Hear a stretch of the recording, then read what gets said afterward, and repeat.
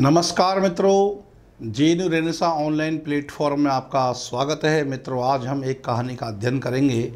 मन्नू भंडारी की कहानी है यही सच है। मित्रों, मन्नू भंडारी नई कहानी आंदोलन की सशक्त हस्ताक्षर हैं और स्त्री पुरुष संबंधों में आ रहे तनाव, स्त्री पुरुष संबंधों की एक जटिलता, आधुनिक भावबोध की बड़ी प्रखर अभिव्यक्ति मन्नू भंडारी के यहाँ मिलती है। तो मित्रों, आज हम बात करेंगे मन्नू भंडारी के संदर्भ में। मन्नू भंडारी की एक कहानी है यही सच है। आरपीएससी फर्स्ट ग्रेड के न्यू सिलेबस में इसको निर्धारित किया गया है, तो ये निश्चित है कि इसमें से एक या दो क्वेश्चन अवश्य पूछे जाएंगे। मित्रों, जैसे ही मन्नू भंडारी का नाम जेहन में आता है, सबसे पहले उनकी जो रचना हमारे मनोमस्तिष्क में घूमने लगती है वो है आपका बंटी। मित्रों, आपका बंटी जो उपन्यास है, उसकी लेखिका जो मन्नू भंडारी, ये उपन्यास लिख करके एकदम से कह सकते हैं हम कि मन्नू भंडारी कथा साहित्य में अमर हो गई। मन्नू भंडारी का सबसे प्रमुख योगदान जो है कथा साहित्य है। कहानी और उपन्यास को मिलाकर कथा साहित्य कहते हैं, फिक्शन। ध्यान रहे, मन्नू भंडारी का जन्म 3 अप्रैल 1931 को 3 अप्रैल 1931 ईस्वी, पूरी डेट याद रखेंगे, 3 अप्रैल 1931 ईस्वी को भानपुरा में हुआ। भानपुरा मध्य प्रदेश में है, स्थान है भानपुरा जो कि मध्य प्रदेश में है। ये अलग बात है कि मन्नू भंडारी की जो शिक्षा दीक्षा है ये अजमेर से भी जुड़ी है। काफ़ी लंबे समय तक ये अजमेर में रहे हैं और वर्षों तक इन्होंने दिल्ली विश्वविद्यालय में एक जानी पहचानी कॉलेज है मिरांडा हाउस। मिरांडा हाउस में हिंदी प्राध्यापिका के रूप में कार्य किया है। इन्होंने दिल्ली विश्वविद्यालय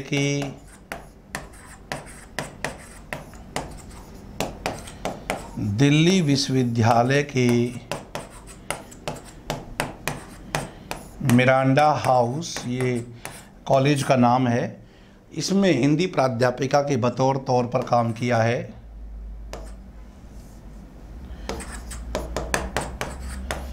हिंदी प्राध्यापिका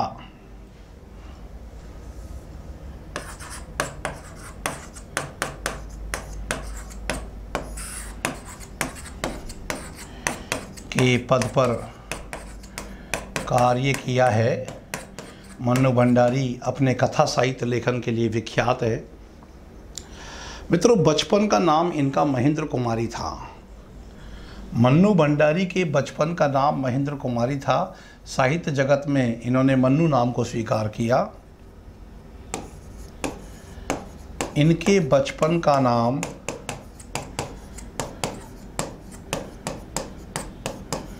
महेंद्र कुमारी था। हिंदी के प्रख्यात कथाकार राजेंद्र यादव इनके पति थे।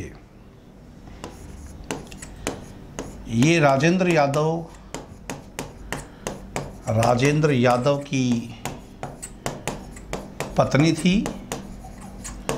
राजेंद्र यादव हिंदी के जाने माने कथाकार हैं।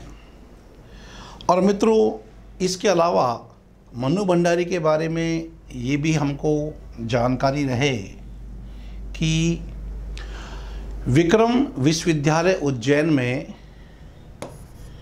ये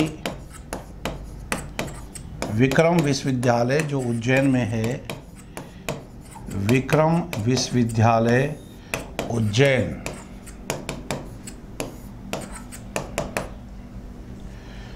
विक्रम विश्वविद्यालय उज्जैन में प्रेमचंद सृजन पीठ की अध्यक्ष रही।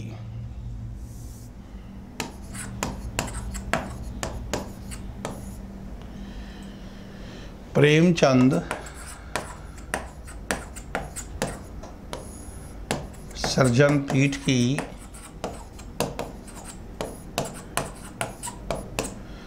अध्यक्ष रही मन्नू भंडारी।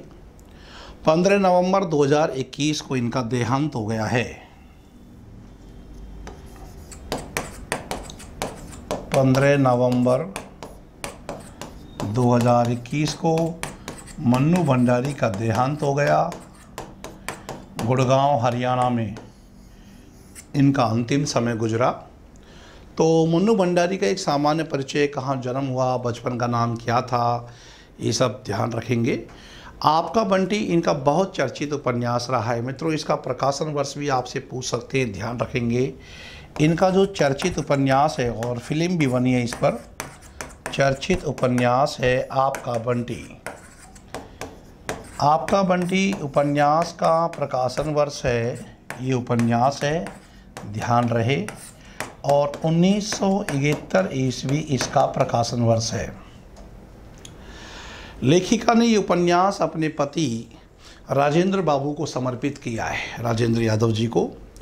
इस उपन्यास का प्रकाशन धर्मयुग पत्रिका में धारावाहिक रूप में हुआ था, ध्यान रखेंगे। आपका बंटी उपन्यास तलाकशुदा माता पिता की जो संतान है उसके हालात पर लिखा गया एक बेहद दर्दनाक मार्मिक उपन्यास है। ध्यान रहे कि आपका बंटी उपन्यास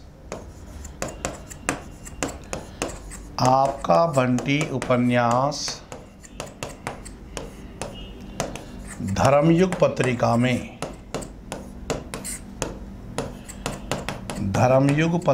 में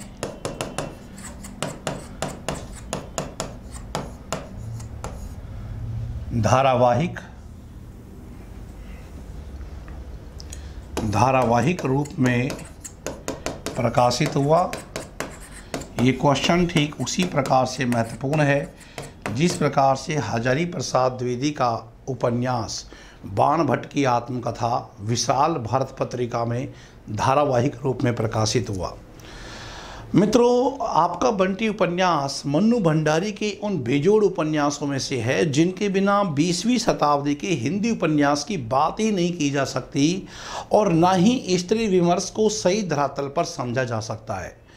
मित्रों, स्त्री विमर्श के संदर्भ में मन्नू भंडारी का कथा साहित्य अपनी महत्वपूर्ण भूमिका निभाता है और बच्चे की निगाहों में और घायल होती संवेदनाओं की निगाहों से एक परिवार की इस भयावह दुनिया को आप देखेंगे।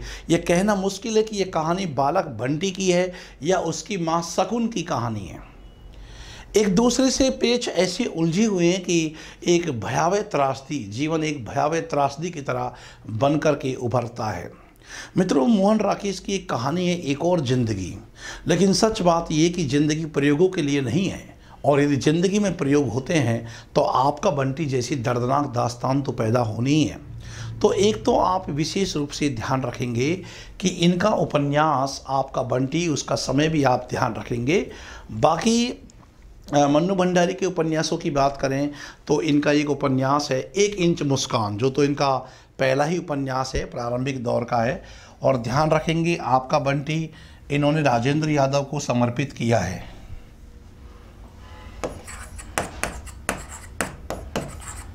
आपका बंटी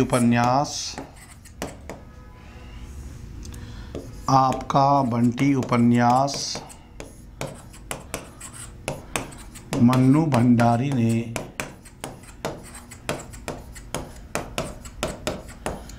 अपने पति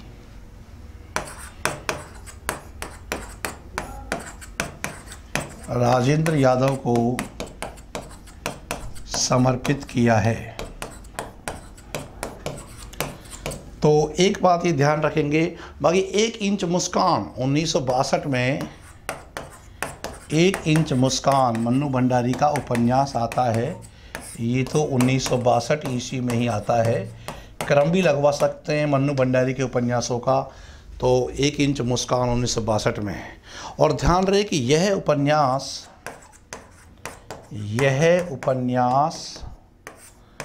मन्नू भंडारी एवं राजेंद्र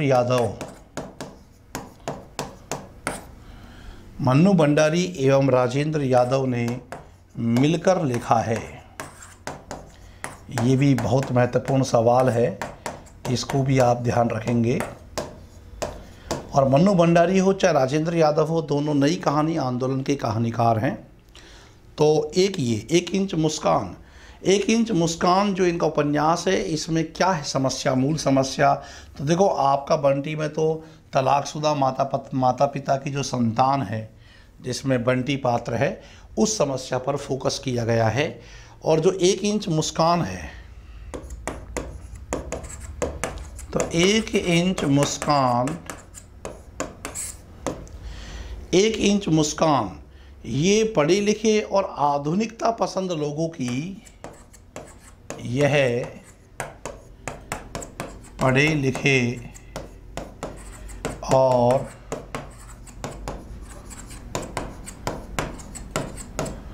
आधुनिकता पसंद, ये पढ़े लिखे और आधुनिकता पसंद लोगों की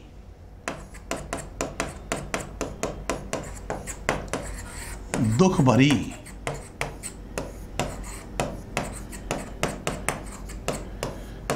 भरी प्रेम गाथा है।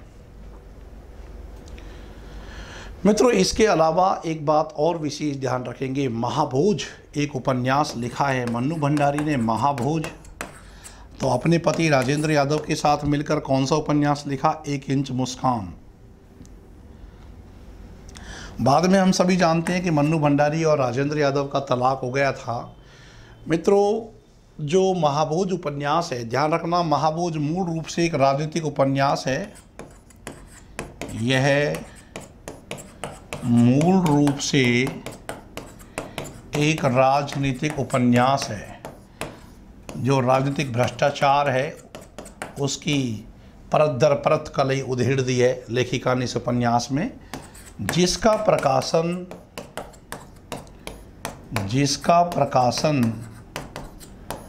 1979 ईस्वी में हुआ। ध्यान रहे, प्रकाशन 1979 ईस्वी में हुआ। और एक बार 2010 के आरपीएससी सेकेंड ग्रेड में सवाल आया था कि मन्नू भंडारी की कौन सी रचना का नाट्य रूपांतरण विशेष लोकप्रिय रहा। तो मित्रों, वो है महाभोज। मूल रूप से तो क्या है, ये उपन्यास है, एक राजनीतिक उपन्यास है। महाभोज का 1983 ईस्वी में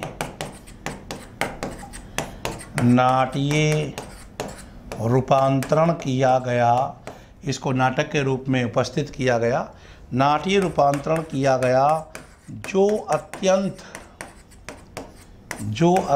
लोकप्रिय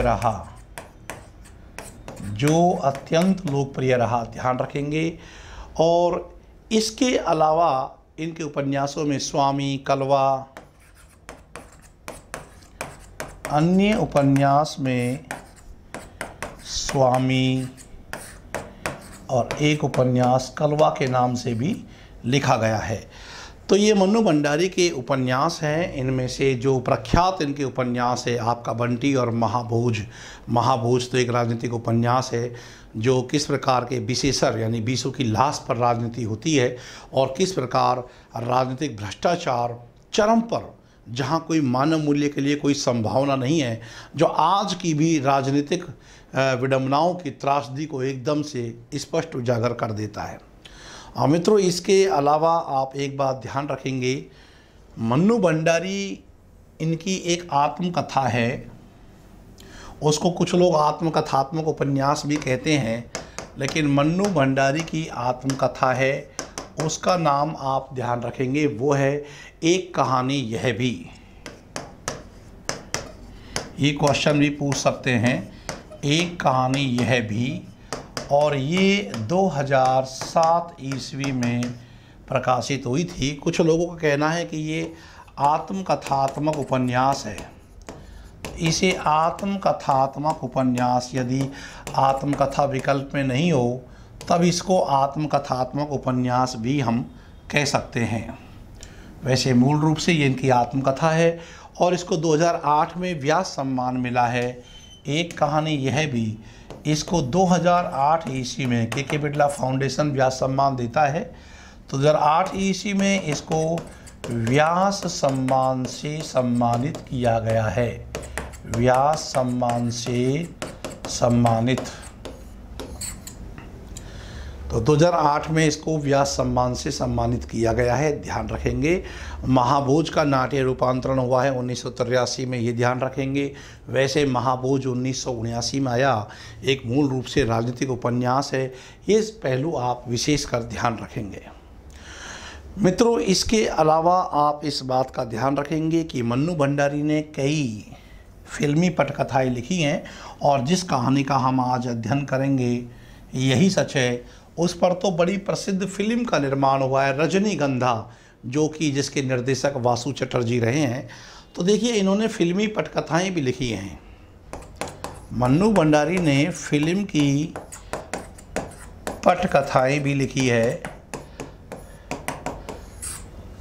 और कौन कौन सी हैं? वो है रजनी,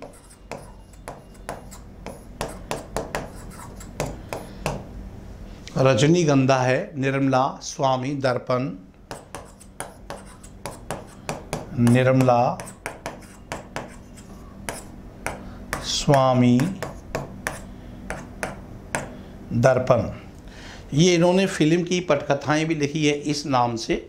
और मन्नू भंडारी और जो इनके पति रहे हैं राजेंद्र यादव, ये नई कहानी आंदोलन के सशक्त हस्ताक्षर रहे हैं। और मन्नू भंडारी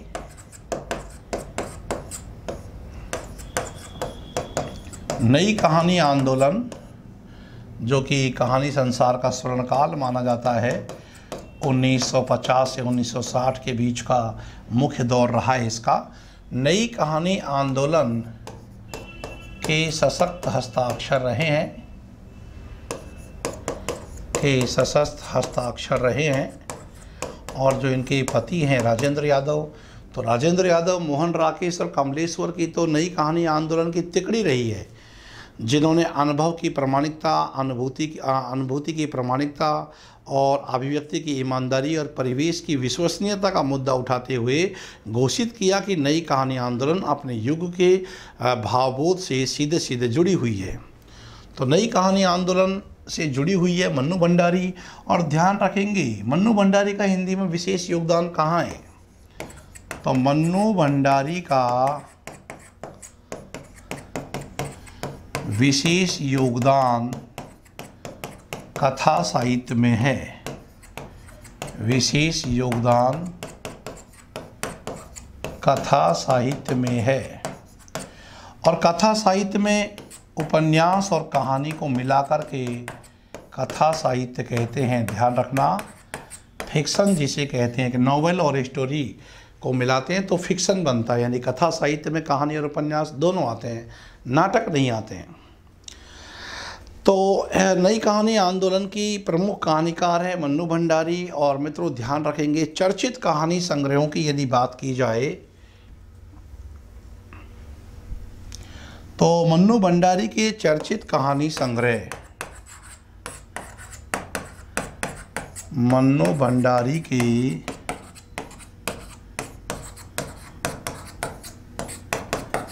चर्चित कहानी संग्रह, तो मित्रों ध्यान रखेंगे, चर्चित कहानी संग्रह में त्रिशंकु,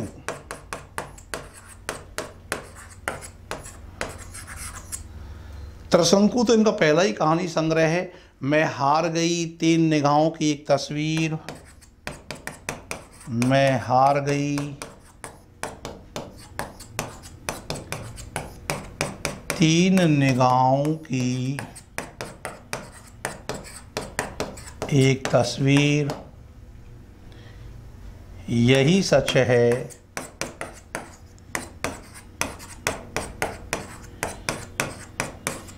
एक प्लेट सैलाब।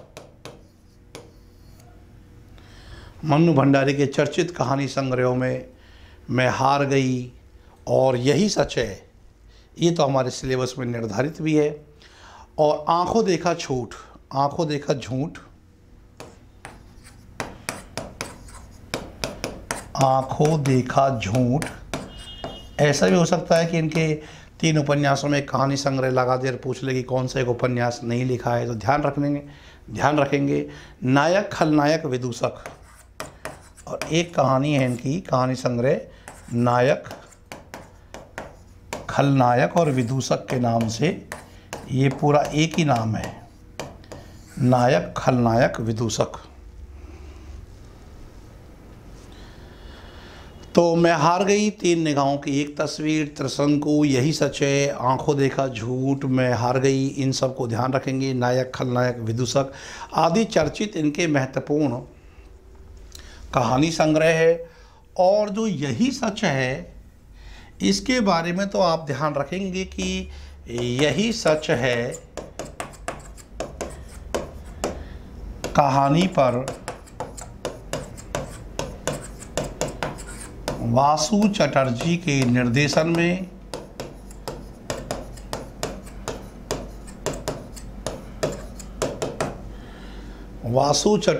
निर्देशन में ध्यान रहे कौन सी फिल्म बनाई गई?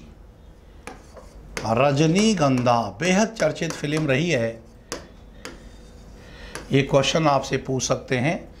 रजनीगंधा फिल्म बनाई गई,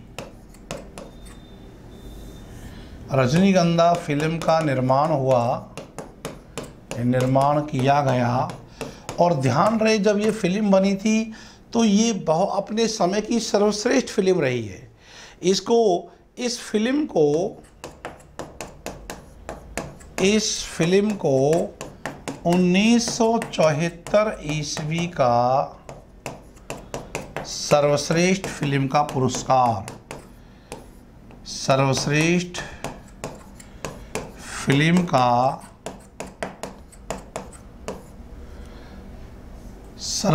फिल्म का पुरस्कार भी मिला है। सर्वश्रेष्ठ फिल्म का पुरस्कार भी इसको मिला है, तो ये भी आप ध्यान रखेंगे। 1974 की सर्वश्रेष्ठ फिल्म का पुरस्कार मिला है रजनीगंधा को, जो यही सच है चर्चित कहानी पर बनाई गई है। तो मित्रों, ये पहलू हैं जो हमको विशेष रूप से याद रखने हैं। और धर्मयुग पत्रिका में जो इनका आपका बंटी उपन्यास धारावाहिक रूप में प्रकाशित हुआ, वो भी एक बहुत महत्वपूर्ण पहलू है, उसको भी ध्यान रखेंगे। तो मन्नू भंडारी के इस संदर्भ में और इनका एक नाटक भी चर्चित है, बिना दीवारों का घर। मन्नू भंडारी का एक नाटक है बिना दीवारों का घर।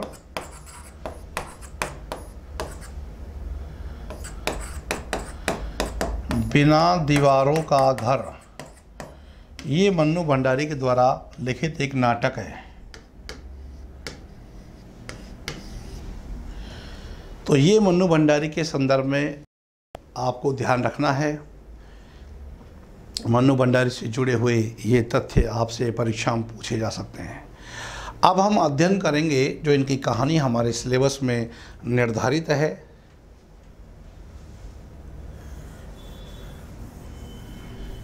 यही सच है, एक बड़ी कहानी है। ध्यान रखना, एक बार तो क्वेश्चन आया है, बिना दीवारों का घर ये नाटक है, जिसके रचनाकार कौन है? इसके रचनाकार हैं मन्नू भंडारी। और अब हम अध्ययन करते हैं, तो देखिए आइए। तो मित्रों, यही सच है, ये कहानी हम अध्ययन करेंगे। मन्नू भंडारी इसकी लेखिका है, नई कहानी आंदोलन की महत्वपूर्ण लेखिका है मन्नू भंडारी। पूछे यही सच है कहानी किस अवधि की है? नई कहानी के दौर की। तो यहाँ देखिए, कानपुर से दृश्य प्रारंभ हो रहा है। कानपुर, ये पूछ सकते हैं कि कहानी की जो शुरुआत हो रही है, ये शुरुआत कहाँ से है? कानपुर से। कानपुर,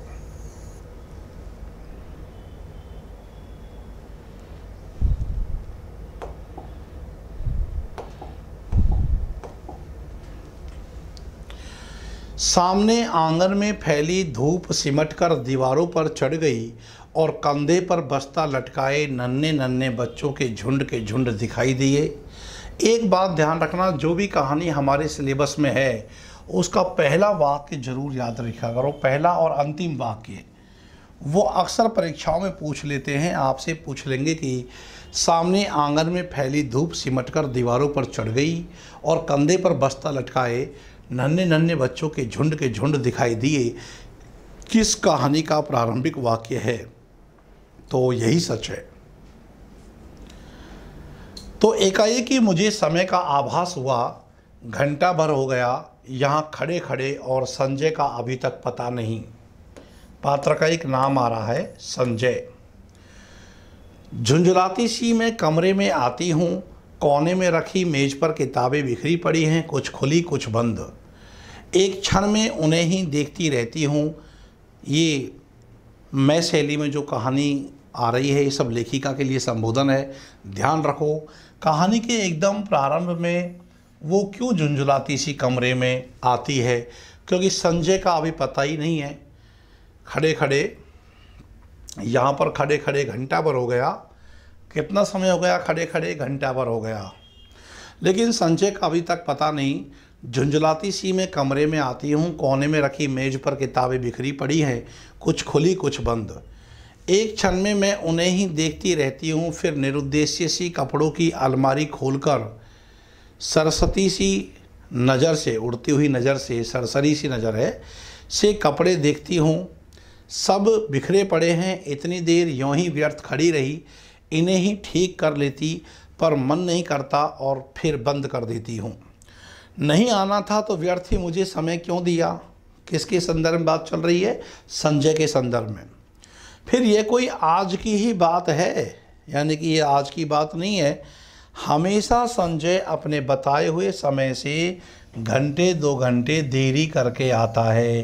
किस पात्र के लिए बताया गया है कि वह हमेशा घंटे 2 घंटे लेट ही आता है अपने द्वारा निर्धारित समय से, और मैं हूँ कि उसी क्षण से प्रतीक्षा करने लगती हूँ। उसके बाद लाख कोशिश करके भी तो किसी काम में अपना मन नहीं लगा पाती। वह क्यों नहीं समझता कि मेरा समय बहुत अमूल्य है।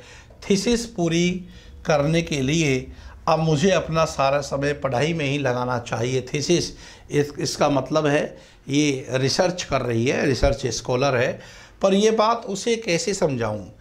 मेज पर बैठकर मैं फिर पढ़ने का उपक्रम यानी प्रयास करने लगती हूं, पर मन है कि लगता ही नहीं। पर्दे के जरा से हिलने से दिल की धड़कन बढ़ जाती है और बार बार नज़र घड़ी के सरकते हुए कांटों पर दौड़ जाती है। हर समय यही लगता है कि वह आया, वह आया। तभी मेहता साहब की 5 साल की छोटी बच्ची झिझकती सी कमरे में आती है। आंटी, हमें कहानी सुनाओगी?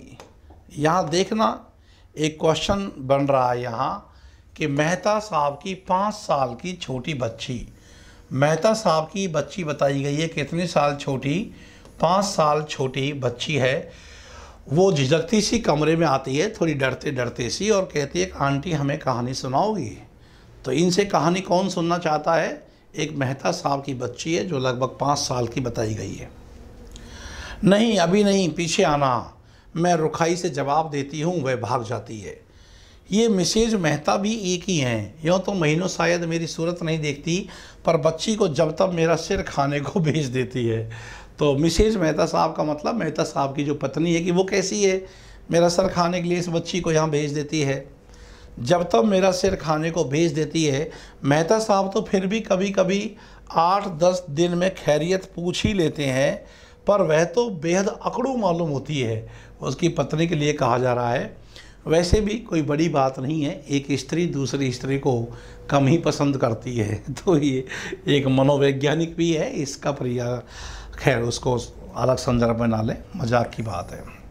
पर वह तो बेहद अकड़ू मालूम होती है। कौन बेहद अकड़ू मालूम हो रही है? मिसेज मेहता।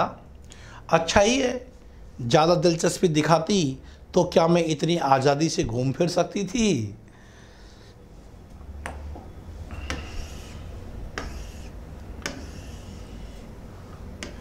खट खट खट, वही परिचित पद ध्वनि।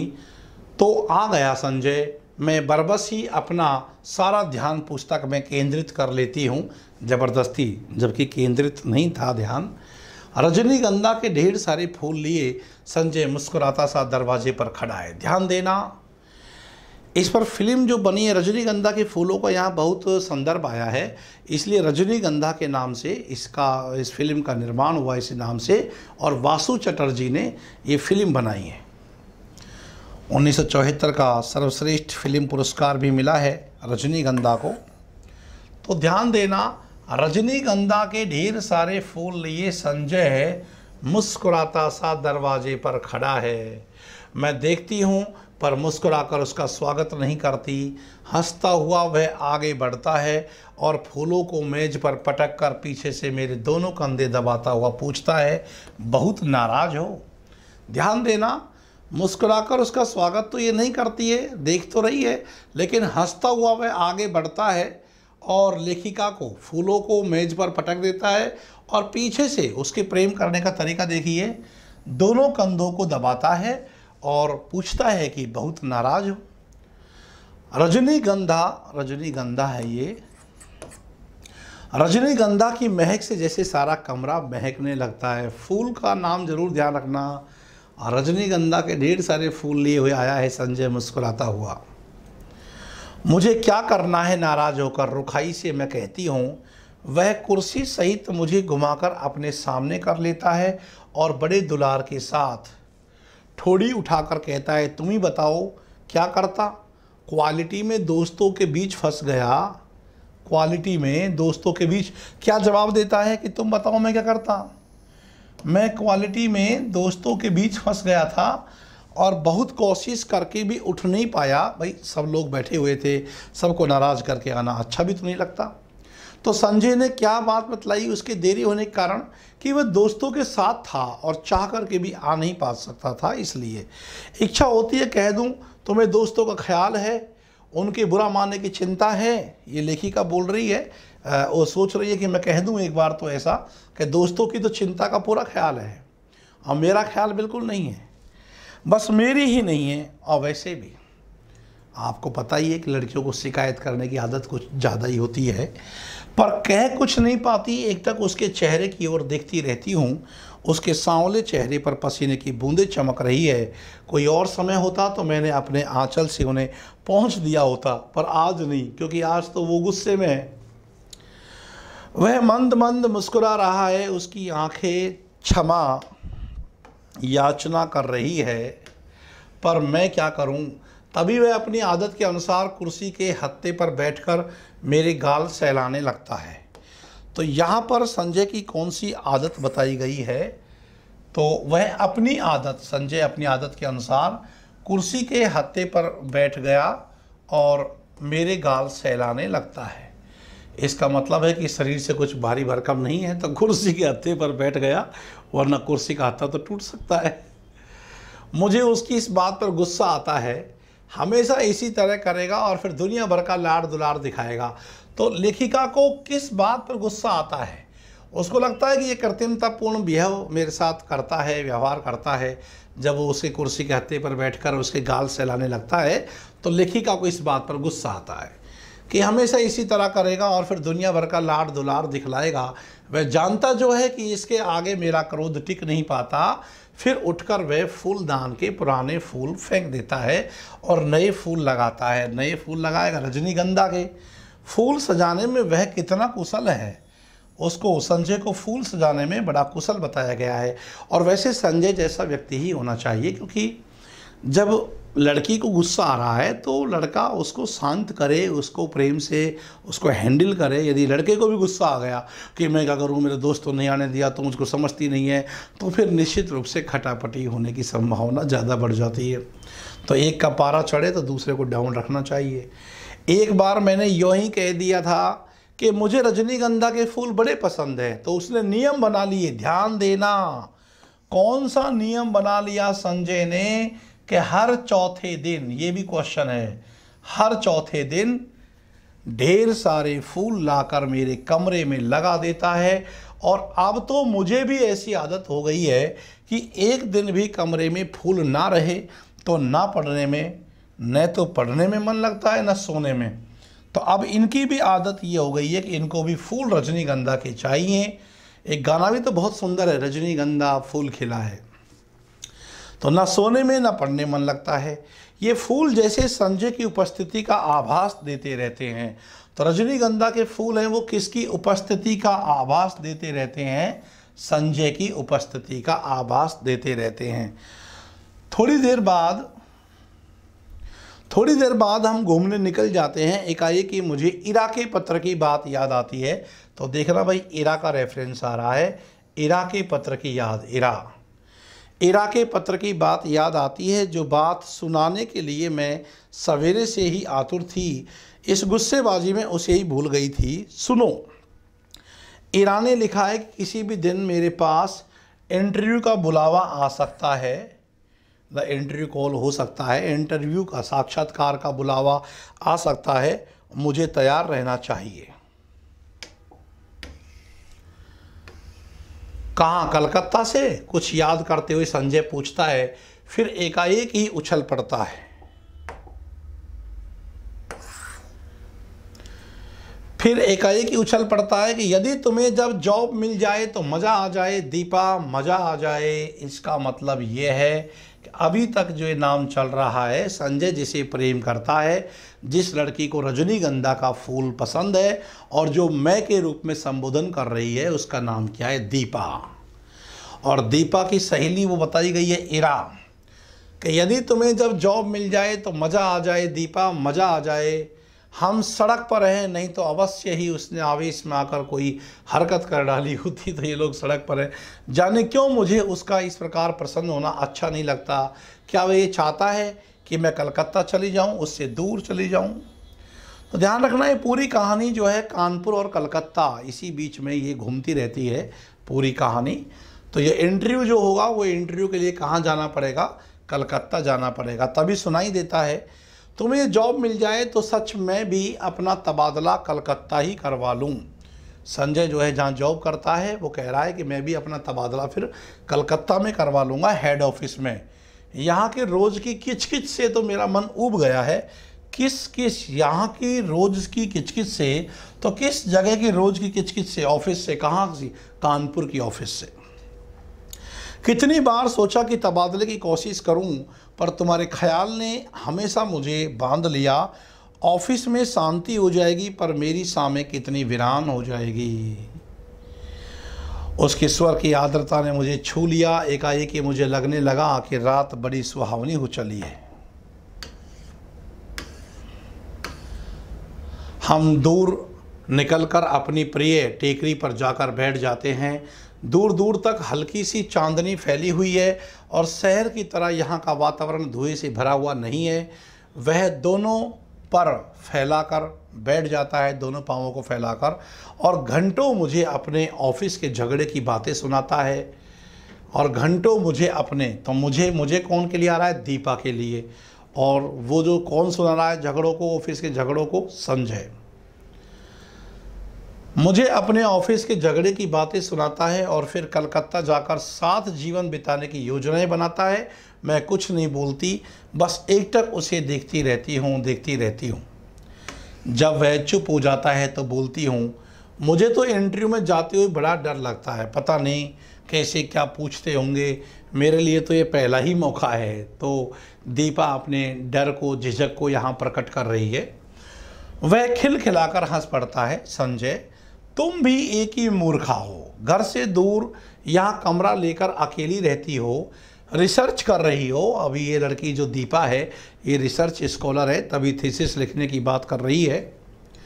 रिसर्च कर रही हो, दुनिया भर में घूमती फिरती हो, और इंटरव्यू के नाम से डर लगता है। क्यों? और गाल पर हल्की सी चपत जमा देती है। फिर समझाता हुआ कहता है, और देखो, आजकल ये इंटरव्यू आदि तो सब दिखावा मात्र होते हैं। वहाँ किसी जान पहचान वाले से इन्फ्लुएंस डलवाना जाकर। पर कलकत्ता तो मेरे लिए एकदम नई जगह है। वहाँ इरा को छोड़कर मैं किसी को जानती नहीं। अच्छा मित्रों, एक बात ध्यान रखेंगे, अभी जो इसमें एक शब्द आया है इन्फ्लुएंस, इसका मतलब होता है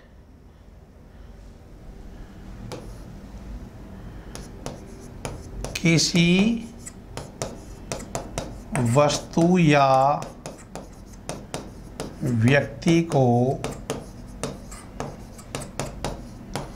प्रभावित, परिवर्तित या नियंत्रित करना, ये मीनिंग इसका अर्थ है।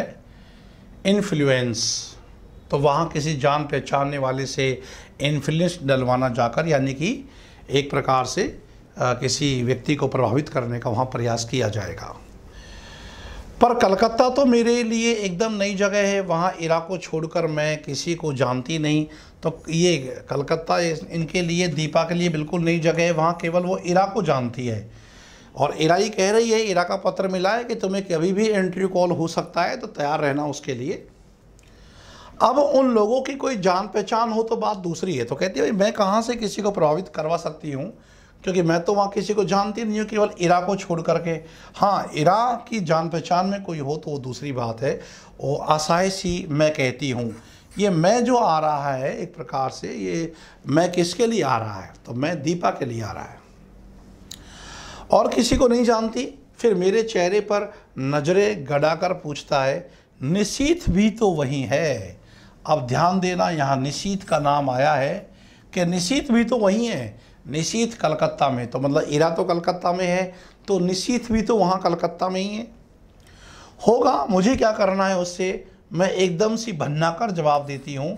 तो निशीथ के नाम से ये क्यों भन्ना गई, तो ये देखिए इसमें भी आगे ये सब चीज़ें परत दर परत सामने आएंगी। पता नहीं क्यों मुझे लग ही रहा था कि अब वह यही बात कहेगा। देखो, मुझे लग ही रहा था, दीपा को क्या लग रहा था कि संजय अब क्या बात कहने वाला है कि कलकत्ता जा रही हो तो वहाँ तो निशीथ भी है। कुछ नहीं करना, वह छेड़ने के लहजे में कहता है। संजय उसको केवल निशीथ का नाम लेकर के छेड़ता है और मैं भभक पड़ती हूँ। देखो संजय, मैं 1000 बार तुमसे कह चुकी हूँ कि उसे लेकर मुझसे मजाक मत किया करो। मुझे इस तरह का मजाक जरा भी पसंद नहीं है। तो किस तरह का मजाक जरा भी पसंद नहीं है कि जब निशीथ का नाम लिया कि निशीथ भी तो वहीं रहता है, तो कहती है कि ऐसे मुझसे बातें मत किया करो और मुझे ऐसा कोई मजाक पसंद नहीं है। वह खिलखिलाकर हंस पड़ता है, पर मेरा तो मूड ही खराब हो जाता है। तो संजय तो इस बात पर खिलखिला के हंस पड़ता है, लेकिन दीपा का मूड खराब हो जाता है निशीथ के नाम से। हम लौट पड़ते हैं। वह मुझे खुश करने के इरादे से मेरे कंधे पर हाथ रख देता है। मैं झटक कर हाथ हटा देती हूँ।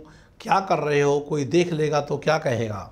कौन है यहाँ जो देख लेगा, और देख लेगा तो देख ले, आप ही कुड़ेगा तो वो तो देखने वाला ही कुड़ेगा, उससे क्या फ़र्क पड़ता है। नहीं, हमें पसंद नहीं है बेशर्मी, और सच ही मुझे रास्ते में ऐसी हरकत पसंद नहीं है, चाहे रास्ता निर्जन सुनसान ही क्यों ना हो, पर है तो रास्ता ही। और फिर भी वो भी रास्ता कैसा है, कानपुर जैसी जगह का। ध्यान रहे, पूरी कहानी कानपुर और कलकत्ता के बीच में घूमती रहती है और कहानी की शुरुआत कानपुर से होती है। कमरे पर लौटकर मैं उसे बैठने को कहती हूँ, पर वह बैठता नहीं, बस बाहों में भरकर एक बार चूम लेता है। यह भी जैसे उसका रोज का नियम है। तो ध्यान देना, यहाँ दीपा ने कौन सा रोज का नियम बताया कि यह भी जैसे उसका रोज का नियम है। एक तो हर 4 दिन बाद वो रजनीगंधा के फूल ले आता है, वो भी उसका जैसे नियम बन गया हो, और बाहों में भर करके उसको चूम लेना, यह भी जैसे उसका रोज का नियम है। वह चला जाता है। मैं बाहर बालकनी में निकलकर उसे देखती रहती हूँ। उसका आकार छोटा होते होते सड़क के मोड़ पर जाकर लुप्त हो जाता है। जब आदमी दूर होता जाता है तो आकार उसका छोटा होता जाएगा।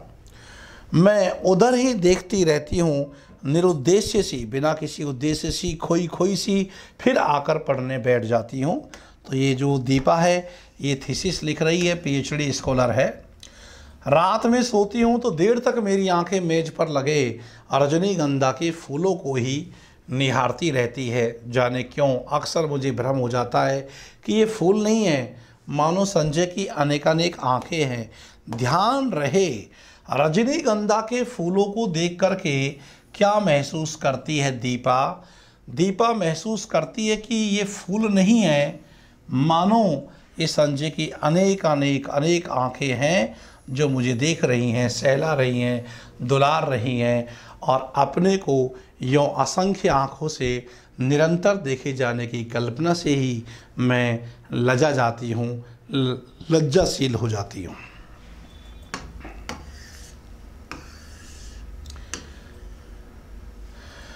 मैंने संजय को भी एक बार ये बात बताई थी तो वह खूब हंसा था और फिर मेरे गालों को सहलाते हुए उसने कहा था कि मैं पागल हूँ, निरी मूर्खा हूँ। तो प्रेम में ये अपनी दीपा को क्या संबोधन देता है? पागल है, एकदम मूर्ख है।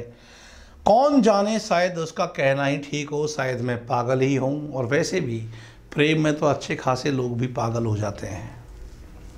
अब देखिए कानपुर, पहला कानपुर आया है और उसके बाद ये कानपुर दूसरी बार इसका संबोधन आया है कानपुर। मैं जानती हूँ संजय का मन निशीथ को लेकर जब तब सशंकित हो उठता है, पर मैं उसे कैसे विश्वास दिलाऊं कि मैं निशीथ से नफरत करती हूँ। तो मामला ये है कि निशीथ से पहले दीपा के रागात्मक संबंध होंगे और इस बात से कहीं न कहीं आशंकित रहते हैं संजय। और वैसे भी प्रेमचंद ने गोदान उपन्यास में मेहता के माध्यम से बहुत अच्छी बात कहलवाई है कि प्रेम एक खूंखार शेर की तरह है। मेहता मालती से कहता है प्रेम के बारे में, प्रेम एक खूंखार शेर की तरह है जो अपने शिकार पर किसी दूसरे की नज़र नहीं पड़ने देना चाहता। और वो बात भी फिर यही है। हालांकि मेहता की इस बात को सुनकर मालती ने यह कहा कि क्षमा करो, यदि प्रेम खूंखार शेर की तरह है तो मैं इस खूंखार शेर से दूर रहना चाहती हूँ, क्योंकि मैं तो प्रेम को सीधी सादी गऊ समझती हूँ।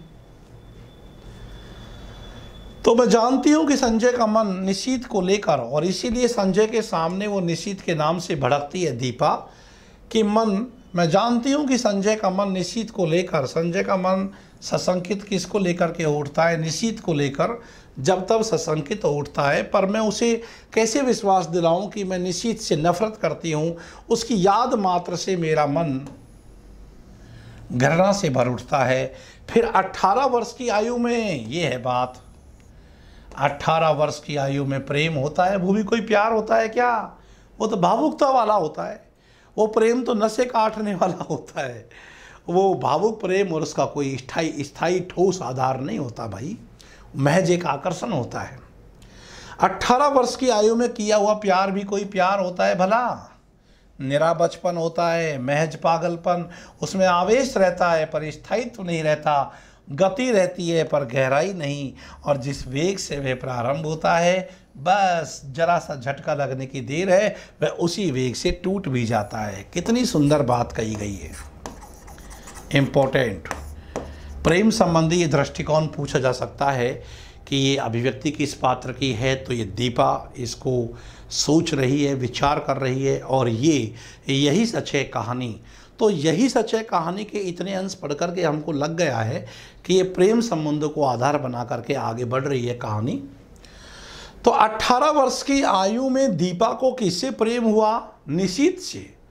और जितनी तेज गति से इस उम्र में प्रेम होता है, वह उतनी ही तेज गति से प्रेम टूटता भी है, क्योंकि वास्तव में ये प्रेम नहीं होता, यह आकर्षण होता है। उतनी समझदारी भी कहाँ होती है। लेकिन अब देखो, ये भी बात है कि चाणक्य ने कहा है चंद्रगुप्त नाटक में कि समझदारी आने पर यौवन चला जाता है और फूल गूंथे जाने से पहले ही मुरझा जाते हैं। कितनी बड़ी बात चाणक्य से कहलवाई है जयशंकर प्रसाद ने। तो जिस वेग से वह आरंभ होता है, जरा सा झटका लगने पर उसी वेग से टूट भी जाता है, और उसे बाद आहो, आंसुओं, सिसकियों का एक दौर, सारी दुनिया की निस्सारता और आत्महत्या करने के अनेक अनेक संकल्प, और फिर एक तीखी घृणा, ये सब भाव उभरते हैं। और इन सब भावों से स्वयं दीपा भी गुजरी है। जैसे जीवन को दूसरा आधार मिल जाता है, उन सबको भूलने में एक दिन भी नहीं लगता, फिर तो वह सब ऐसी बेवकूफ़ी लगती है कि जिस पर बैठकर घंटों हंसने की तबीयत होती है। तब एकाएक इस बात का एहसास होता है कि ये सारे आंसू, ये सारी आहें उस प्रेमी के लिए नहीं थे, बल्कि जीवन की उस रिक्तता और शून्यता के लिए थे जिसने जीवन को नीरस बनाकर बोझिल कर दिया था। मित्रों, एक बात तो है, प्रेम जीवन को सरसता प्रदान करता है, पर प्रेम बहुत एक प्रकार से कहे तो सोच समझकर एक समझदारी की प्रक्रिया के साथ यदि आगे बढ़ता है तो वह स्थायी और ठोस रूप को धारण करता है। कोरी भावुकता में किया गया प्रेम की जो अंतिम परिणति है, वह तो जर्जर ही करती है। वो यीशु ने कहा है अंधा युग में कि अंतिम परिणति में दोनों जर्जर ही करते हैं। पक्ष चाहे सत्य का हो अथवा असत्य का। तभी तो संजय को पाते ही मैं निशीथ को भूल गई। तो देख लीजिए भाई, यहाँ प्रेम में गहराई मिली है इनको।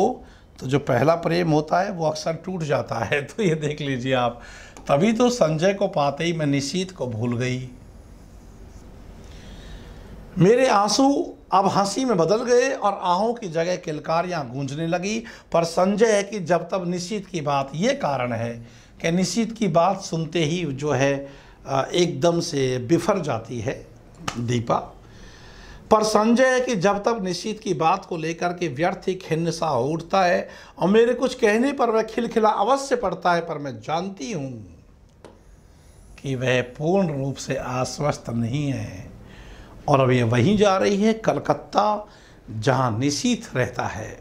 और भाई देखो, इसका सशंकित होना भी जरूरी है, क्योंकि पुराने राग की तान है, कब जाग जाए तो मालूम चले कि जो प्रेमिका पहले प्रेमी से अलग होकर दूसरे प्रेमी से जुड़ सकती है, तो दूसरा प्रेमी इस बात को जानता है कि पहला प्रेमी भी अलग हुआ है, हो सकता है कि अब इसका जुड़ाव पहले वाले से फिर दोबारा से हो जाए।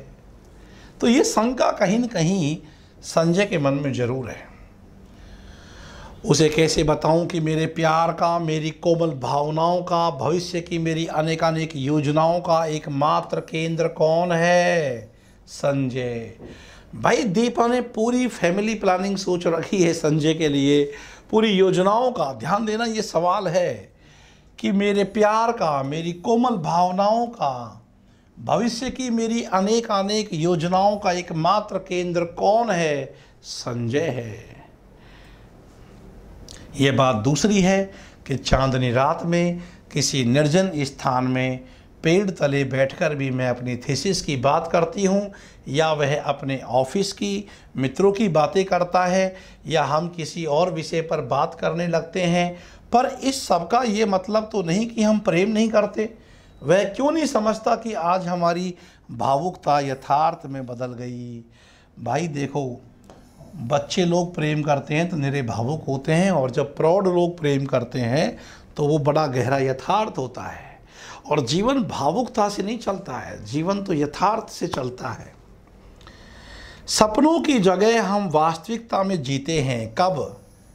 जब हम एक प्रौढ़ प्रेम करते हैं, यथार्थ वाली जो प्रेम करते हैं। वरना बचपन का जो बाल प्रेम है वह तो सपनों की तरह है, भावुकता का प्रेम है। वो कितनी सुंदर पंक्ति अभी गई है कि जिस वेग से वो जुड़ता है उसी वेग से वो टूटता भी है। हमारे प्रेम को परिपक्वता मिल गई है। किसको पाकर के परिपक्वता मिल गई है? क्योंकि अब तो ये थीसिस लिख रही है भाई, और पीएचडी की थीसिस करते करते तो लड़की कम से कम 25-30 साल की तो कम से कम रहती ही रहती है। अब एक 18 साल का प्रेम हो और एक जो है 25-30 साल का प्रेम हो तो बड़ा फर्क पड़ता है। अब ये यथार्थ वाला प्रेम है और इसमें भावुकता के लिए स्थान नहीं, सपनों के लिए नहीं, वास्तविकता में जीते हैं। हमारे प्रेम को अब परिपक्वता मिल गई है, जिसका आधार पाकर वह अधिक गहरा हो गया है, स्थायी हो गया है। पर संजय को कैसे समझाऊं ये सब? कैसे उसे समझाऊं कि निशीथ ने मेरा अपमान किया है? ऐसा अपमान जिसकी कचोट से मैं आज भी तिलमिला जाती हूँ। संबंध तोड़ने से पहले एक बार तो उसने मुझे बताया होता कि आखिर मैंने ऐसा कौन सा अपराध कर डाला था जिसके कारण उसने मुझे इतना कठोर दंड दे डाला। सारी दुनिया की भर्त्सना मिली, तिरस्कार मिला, परिहास और दया का जो विष है मुझे पीना पड़ा। लोग दया दिखलाते ही हैं बेचारे।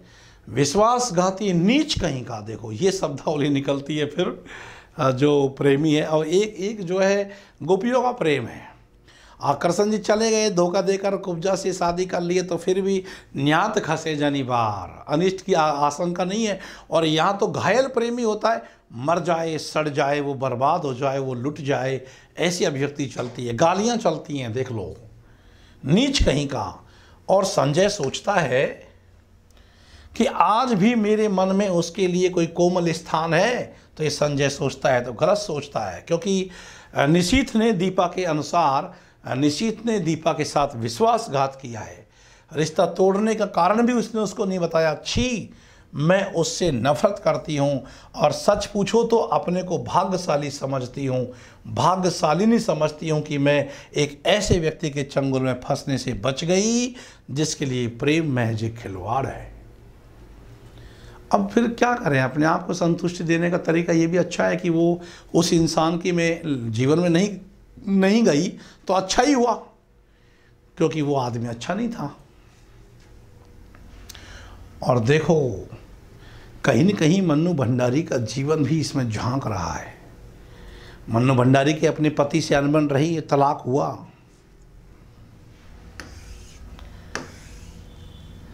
संजय यह तो सोचो कि यदि ऐसी भी कोई बात होती तो क्या मैं तुम्हारे आगे, तुम्हारी हर उचित अनुचित चेष्टा के आगे यूँ आत्मसमर्पण करती, तुम्हारे चुंबनों और आलिंगनों में अपने को यूँ बिखरने देती। जानते हो विवाह से पहले कोई भी लड़की किसी को इन सब का अधिकार नहीं देती, पर मैंने दिया। क्या केवल इसलिए नहीं कि मैं तुम्हें प्यार करती हूँ, बहुत बहुत प्यार करती हूँ। विश्वास करो संजय, तुम्हारा मेरा प्यार ही सच है। निशित का प्यार तो एकमात्र छल था। और ये सब वो सोच रही है भाई, ये सब वो सोच रही है कि निशित का प्यार तो मात्र छल था, भ्रम था, झूठ था। मेरा प्यार ही सच है संजय, तुम्हारा मेरा प्यार जो है वही सच है। तो मेरी तेरी प्रेम कहानी है मुश्किल, ये मेरी तेरी प्रेम कहानी है दीपा की और संजय की। और एक अधूरी प्रेम कहानी तो वो रह गई है निशित की और दीपा की। देखो भाई, उसके बाद फिर से कानपुर आ रहा है, ये तीसरी बार आ रहा है कानपुर।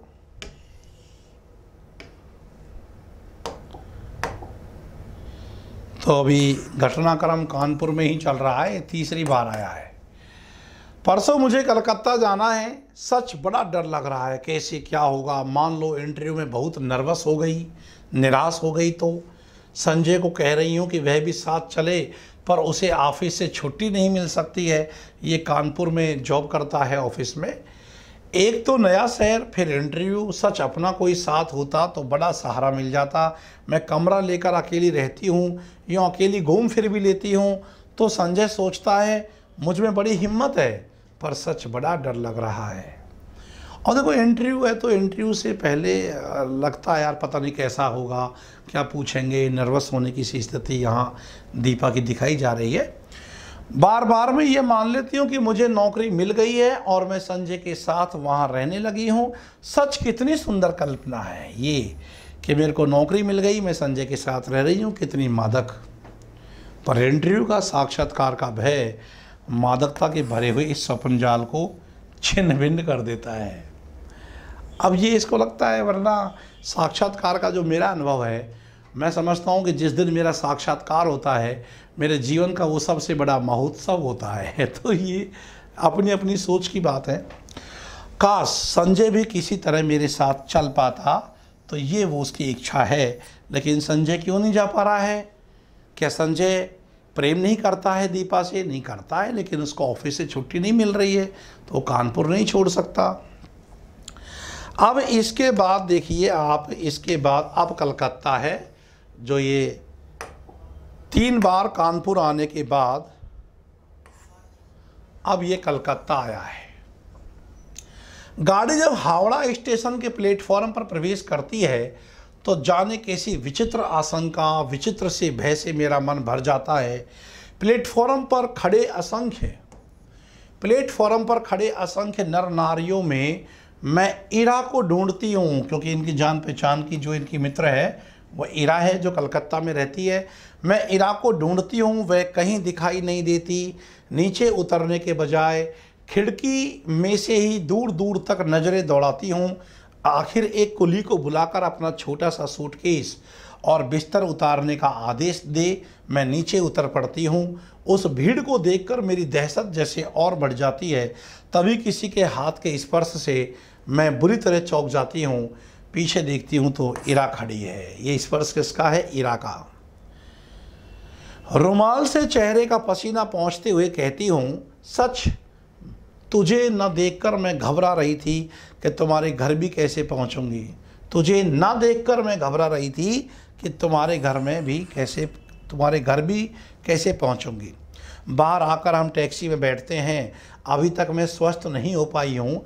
जैसे ही हावड़ा पुल पर गाड़ी पहुँचती है, हुगली के जल को स्पर्श करती हुई, तो हुगली नदी बहती है वहाँ कलकत्ता में, हुगली के जल को स्पर्श करती हुई ठंडी हवाएं तन मन को एक ताजगी से भर देती है। तो हुगली का संदर्भ आ रहा है।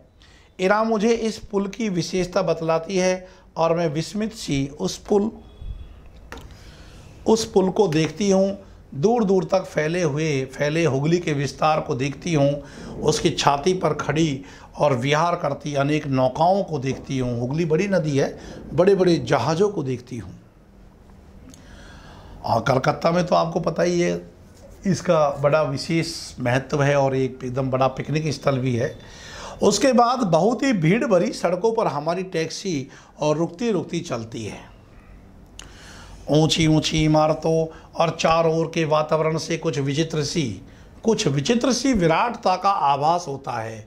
अब देखो ये पंक्ति जो है, इसको भी ध्यान रखना कि ऊंची इमारतों और चारों ओर के वातावरण से कुछ विचित्र सी विराटता का जो आभास हो रहा है, ये कहाँ हो रहा है? कानपुर में या कलकत्ता में? कलकत्ता में भाई, कलकत्ता में ऊंची ऊंची इमारतें।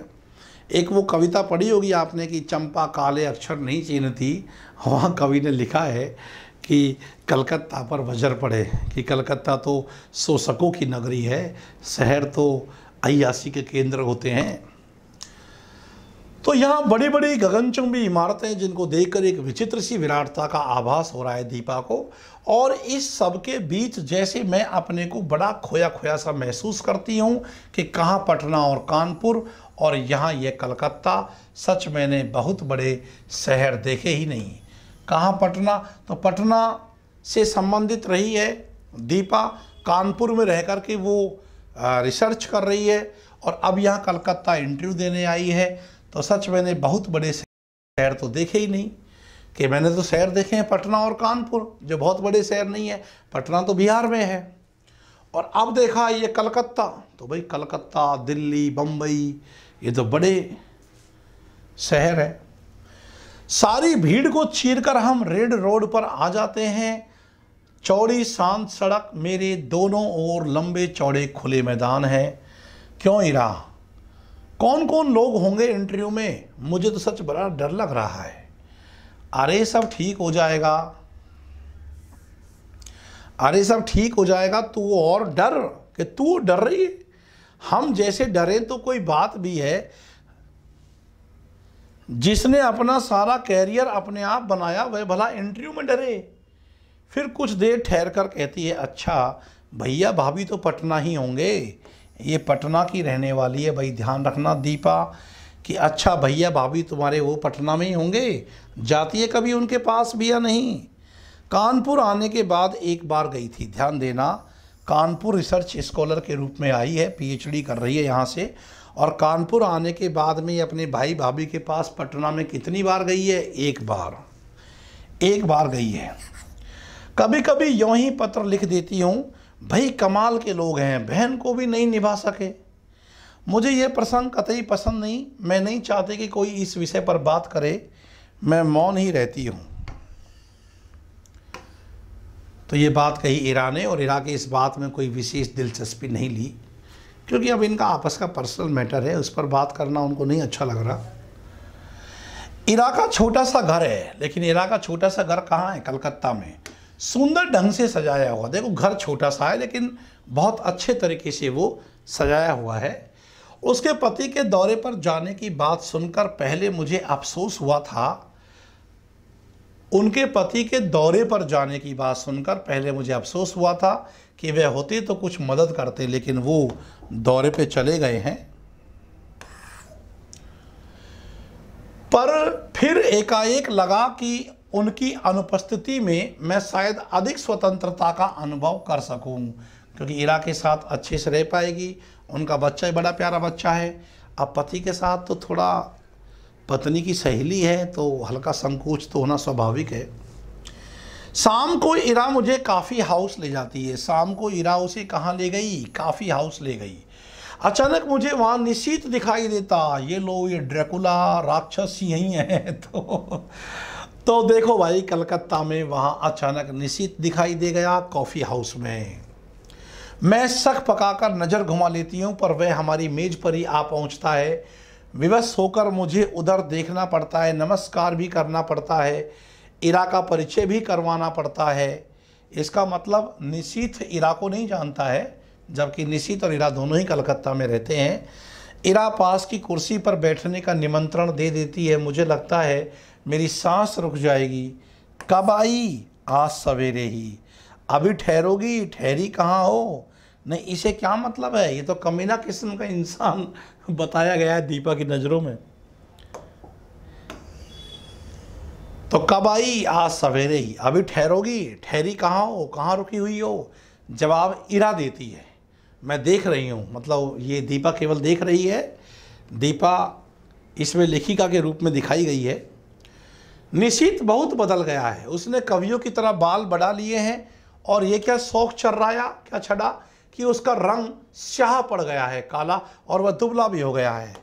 तो कोई ऐसा तो नहीं है कि ये दीपा के प्रेम में ही ये सब परिवर्तन हो गए, कवियों की तरह पागल हो गया, बाल बढ़ा लिए हैं और उसका रंग काला, स्याह होता है, एकदम काला काला पड़ गया है, और वह दुबला भी हो गया है। तो ये परिवर्तन देखे, ध्यान देना। कलकत्ता में जब निशीथ से मिलती है इंटरव्यू के दौरान, तो दीपा ने क्या परिवर्तन चिन्हित किए निशीथ में। वैसे निशीथ शब्द का जो शाब्दिक अर्थ होता है वो होता है घनी रात्रि का अंधकार, एकदम गहरी। वो प्रसाद की एक बार पंक्ति आई थी, जीवन निशीथ के अंधकार। तो निशीथ माने मध्य रात्रि, मध्य रात्रि होती है निशीथ। और दीपा के लिए तो ये मध्य रात्रि के अंधकार की तरह ही साबित हुआ। तो उसका जो रंग है वो स्याह काला पड़ गया है, वह दुबला भी हो गया है। विशेष बातचीत नहीं होती और हम लोग उठ पड़ते हैं। इरा को मुन्नू की चिंता सता रही थी, इरा के बेटे के लिए कि मुन्नू घर में है, मुन्नू की चिंता सता रही थी। और मैं स्वयं घर पहुंचने को उतावली हो रही थी कि इससे पिंड छूटे, इसकी शक्ल ही देखना नहीं चाहती है वो। कॉफ़ी हाउस से धर्मतल्ला तक वह पैदल चलता हुआ हमारे साथ आता है। तो कॉफ़ी हाउस से वो कहाँ तक इनके साथ पैदल पैदल आता है? धर्मतल्ला तक वह पैदल चलता हुआ हमारे साथ आता है। इरा ही उससे बात कर रही है, मानो वह इरा का ही मित्र हो, जबकि मित्र तो वो दीपा का है। लेकिन दीपा ने उसको इग्नोर कर दिया है कि अब जैसे घी में से निकली हुई मक्खी को फेंक दिया जाए, इसे फेंक दिया उसको निकाल के।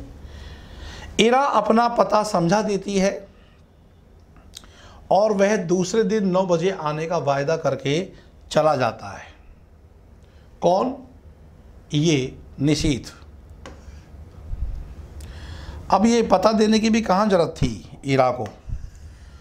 पूरे 3 साल बाद, ध्यान देना, ये जो निशीथ अब मिला है ये कितने समय बाद मिला है? ये महत्वपूर्ण क्वेश्चन है। पूरे 3 साल बाद निशीथ का यूं मिलना न चाहकर भी जैसे सरातीत आंखों के सामने खुल जाता है। कितना दुबला हो गया है निशीथ। लगता है जैसे मन में कहीं कोई गहरी पीड़ा छिपाए बैठा है। कहीं न कहीं सॉफ्ट कॉर्नर तो अभी भी दीपा के मन में जिंदा है। मुझसे अलग होने का दुख तो नहीं साल रहा इसे। उसे लग रहा है कि कहीं ऐसा तो नहीं है कि मुझसे अलग हो गया है, और उस पीड़ा को ये अंदर ही अंदर बेचैन कर रहा है। मित्रों, ऐसा भी होता है कई बार, लड़की को लगता है कि लड़का अच्छा नहीं है, पर हो सकता है कि कोई बड़ी मजबूरी ऐसी आती है और प्रेम वो भी उसको बहुत करता हो। लेकिन कुछ भी हो सकता है, एक पक्षीय सोच उचित नहीं होती। तो मुझसे अलग होने का दुख तो नहीं साल रहा इसे। ये कल्पना की उसके दुबले पतले होने के पीछे। कल्पना चाहे कितनी ही मधुर क्यों ना हो, एक तृप्ति युक्त आनंद देने वाली क्यों ना हो, पर मैं जानती हूं कि ये झूठ है।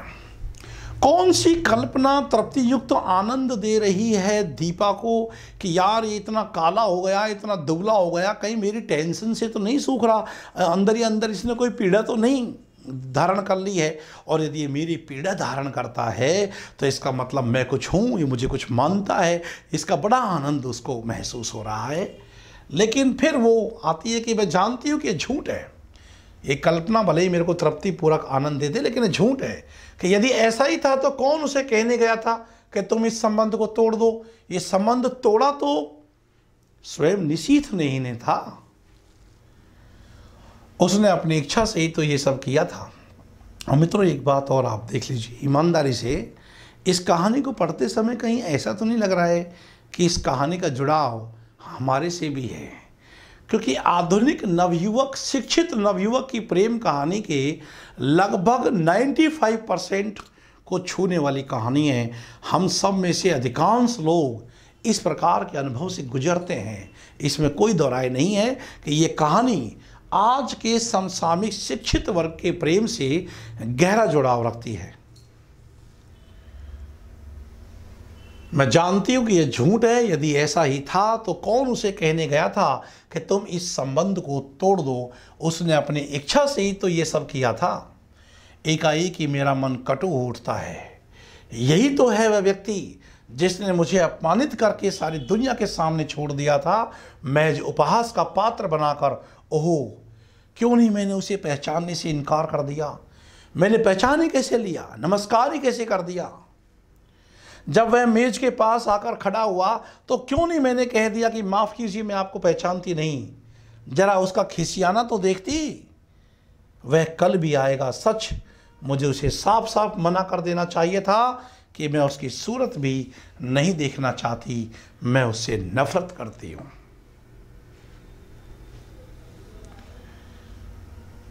पर एक बात और, यदि सूरत देखना नहीं चाहती हूं और मैं उसे नफरत करती हूं और बार बार ये अभिव्यक्ति दीपा की है, तो इसमें कोई दो राय नहीं है कि मन के किसी कोने में वह उसे आज भी प्यार करती है। यह रियल तथ्य है, इसकी संवेदना से निकलता हुआ पहलू है। अच्छा है, आए कल मैं उसे बता दूंगी कि जल्दी ही मैं संजय से विवाह करने वाली हूँ। संजय का नाम ले दूंगी कि मैं संजय से विवाह करने वाली हूँ। ये क्या समझता है मुझको कि मैं ऐसे ही घूम रही हूँ। यह भी बता दूंगी कि मैं पिछला सब कुछ भूल चुकी हूँ। हरिवंश राय बच्चन ने भी आत्म परिचय में कहा है कि मैं सीख रहा हूँ, सीखा ज्ञान भुलाना। आगे के बेहतर जीवन जीने के लिए बहुत कुछ पुराना भुलाना पड़ता है। और मित्रों, भुलाना वो एक आसान प्रक्रिया नहीं है, बल्कि उस भुलाने को भी सीखने की आवश्यकता है, सीखना पड़ता है। अरे कौन सी शिक्षण विधि से ये सीखोगे कि पुराना सब भुलाना है, उसकी सीख कैसे लोगे। मैं सीख रहा हूँ, सीखा ज्ञान भुलाना। और वो मुझे याद आ रही है पंक्ति आंसू की, इसमें जयशंकर प्रसाद स्मृति संचारी भाव का अद्भुत काव्य है। वो मादक थी, मोहमयी थी, मन बहलाने की क्रीड़ा, अब हृदय हिला देती है वह मधुर प्रेम की पीड़ा। तो कुछ कुछ इसी भाव से दीपा भी गुजर रही है। अच्छा है, आए कल मैं उसे बता दूंगी कि जल्दी मैं संजय से विवाह करने वाली हूँ। यह भी बता दूंगी कि मैं पिछला सब कुछ भूल चुकी हूँ, और यह भी बता दूंगी कि मैं उसे घृणा करती हूँ, और मैं यह भी बता दूंगी कि मैं जिंदगी में तुझे कभी माफ नहीं करूंगी। यह सब सोचने के साथ साथ जाने क्यों मेरे मन में यह बात भी उठ रही है कि 3 साल हो गए अभी तक निशीथ ने विवाह क्यों नहीं किया। कहीं कुछ समहाउ इम्प्रॉपर तो है। इस बात को तो दीपा भी महसूस कर रही है कि बाल बढ़ा लिए हैं, काला रंग हो गया है, दुबला पतला हो गया है। 3 साल हमारे ब्रेकअप को हो गए हैं और अभी तक इसने विवाह नहीं किया है, तो कहीं न कहीं ये भी विरह वेदना का शिकार तो है। ध्यान देना इस पहलू को मित्रों।